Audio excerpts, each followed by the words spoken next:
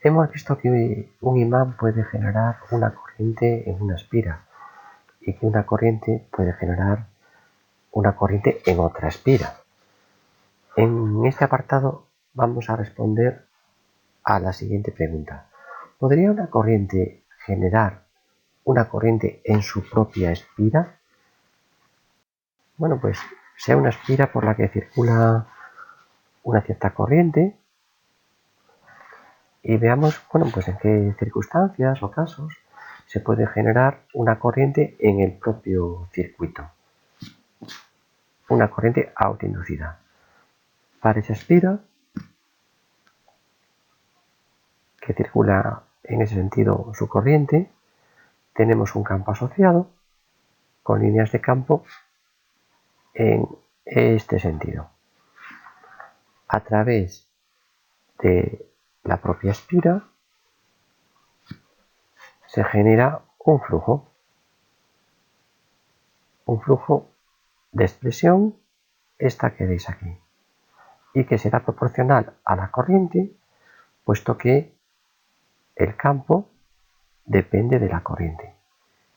La constante de proporcionalidad se denomina autoinducción y es una magnitud que depende solo de la geometría de la espira y del medio en el que se encuentre. Y tiene unidades en el sistema internacional de Weber-Amperio hercios. Por ejemplo, si tenemos un solenoide o una bobina de longitud L y con n mayúscula número de espiras, es decir, con una densidad lineal de espiras n partido por L, sabemos que el campo vale mu sub 0n por i, con una dirección, en este caso z positivo, de acuerdo con la regla de la mano derecha, si la circulación de la corriente es esta que tenemos aquí. El flujo de ese campo a través de todo el solenoide será igual a n veces número de espiras el flujo a través de una de las espiras de sección S. En esta configuración tan sencilla, los vectores campo y área de la sección son paralelos y nos queda el producto de módulos donde todo es constante salvo el elemento de área. Sacamos para fuera de la integral todos esos valores constantes y nos queda la integral del elemento de área, que es la sección S. Por otra parte, el flujo a través de esa bobina pues será la autoinducción multiplicada por la corriente. Si igualamos estas dos cantidades, observamos que se cancela la intensidad y obtenemos la expresión de esta bobina, este solenoide, con vacío en su interior, que depende efectivamente solo de la geometría y del medio en el cual se encuentra inmerso. Si en vez de tener vacío tuviéramos pues un material ferromagnético, aquí aparecería la constante permeabilidad magnética de ese material y el valor de la autoinducción pues aumentaría. Los elementos de los circuitos que presentan altos valores de autoinducción se representan de esta manera. Y se considera que el valor de autoinducción del resto del circuito es despreciable frente al mismo y no se considera. Si la corriente ahora varía con el tiempo, el flujo que crea va a variar con el tiempo y por lo tanto a través de la misma espira tendríamos un flujo de campo magnético que varía con el tiempo. Se induce en el propio circuito, se autoinduce una fuerza electromotriz que será igual a menos la variación de ese flujo respecto al tiempo. Si sustituimos el valor del flujo por su expresión en función de la autoinducción y la corriente que está variando, obtenemos la expresión de la fuerza electromotriz autoinducida. Bueno, observamos en la figura que el sentido de esa corriente autoinducida no está definido. Y la razón es que no solo depende de este sentido de corriente, sino que también depende de si esta corriente está aumentando o está disminuyendo. Vamos a intentar justificar utilizando la ley de Lenz para esa figura que vemos ahí, cuál sería el sentido de la corriente si ésta estuviera aumentando. Observando pues desde la derecha. Si esta es la espira y en un instante inicial esas son las líneas de campo que atraviesan la espira hacia nosotros, más tarde pues atravesarán más líneas de campo. Por ejemplo, 2 líneas de campo más. El campo está aumentando,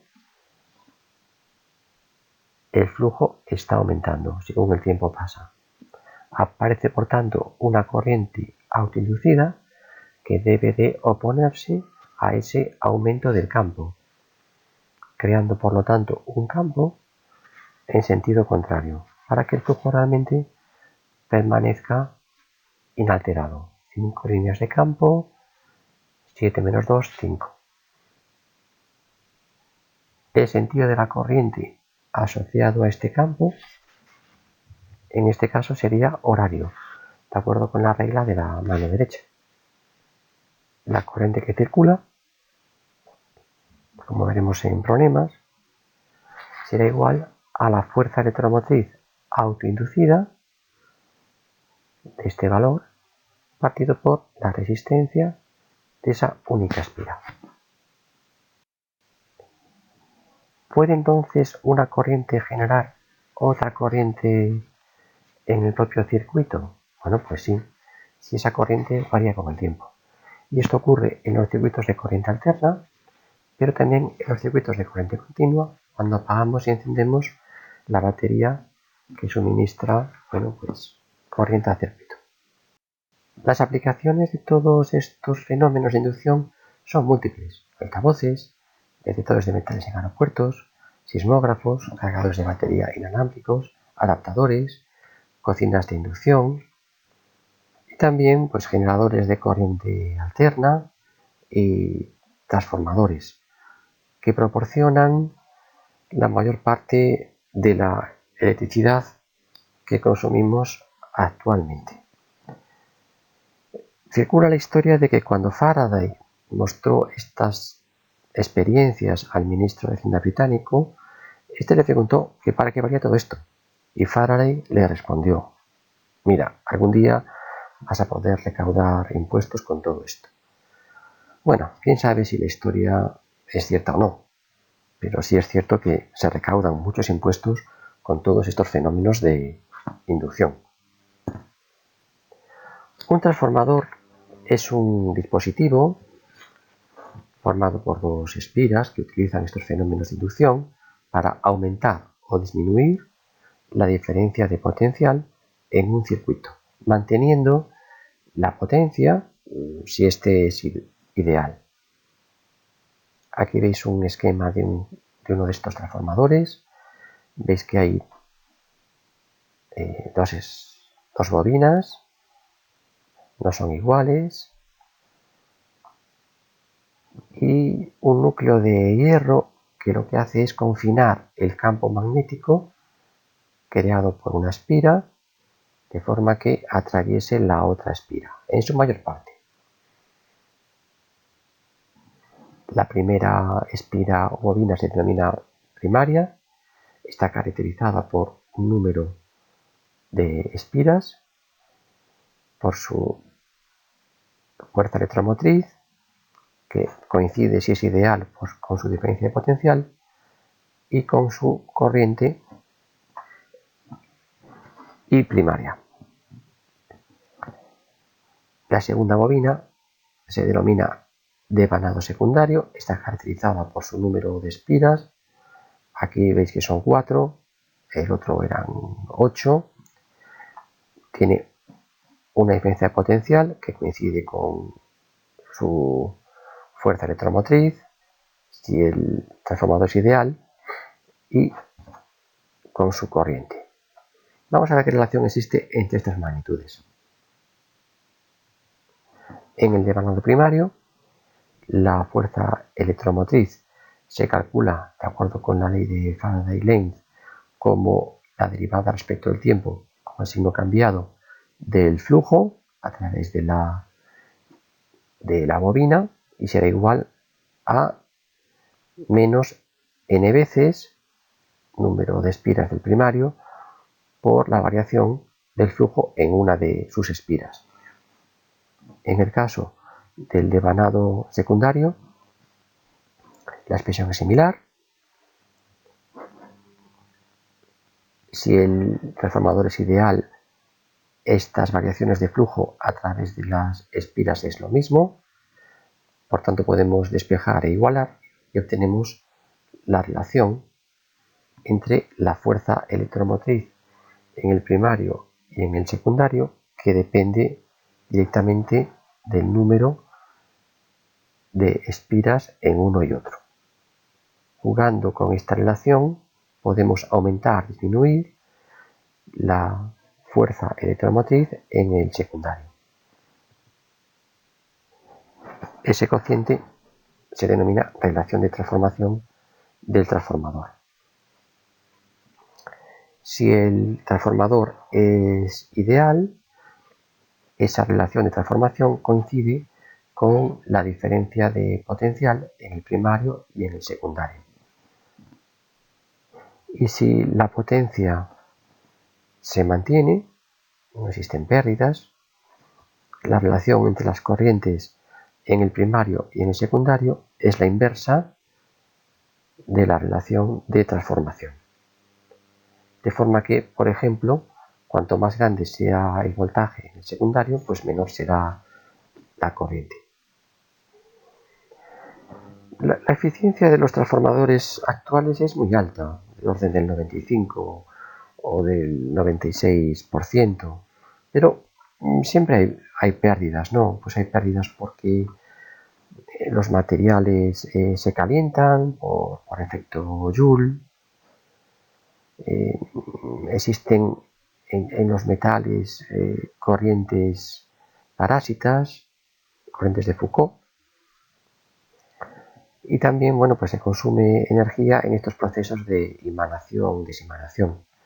No tenemos mucho tiempo para explicar esto con calma. Os recomiendo que busquéis información adicional si tenéis interés, para que veáis pues cómo se resuelven estos problemas, ¿no? Efecto Joule, corrientes de Foucault o ciclo de histéresis. Esencialmente, pues aumentando la sección, laminando los núcleos o bueno, pues utilizando pues ferromagnéticos blandos. Aquí tenéis un conjunto de transformadores, todos ellos, bueno, pues son muy similares. Por ejemplo, aquí se ve la diferencia potencial de entrada en este, claramente. Aquí se ve el devanado.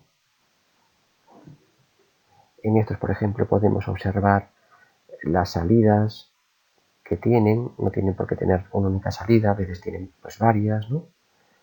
Este, por ejemplo, tiene una salida única de 24 voltios y este, como veis, pues tiene varias. Bueno, todos estos dispositivos, estos fenómenos de inducción aparecen en cualquier montaje eléctrico, bien sea doméstico, industrial o de investigación, ¿no? Como este que veis aquí, que representa el acelerador de partículas de Ginebra, ¿no? En donde, bueno, aparecen esos cuatro transformadores que teníais antes, ¿no?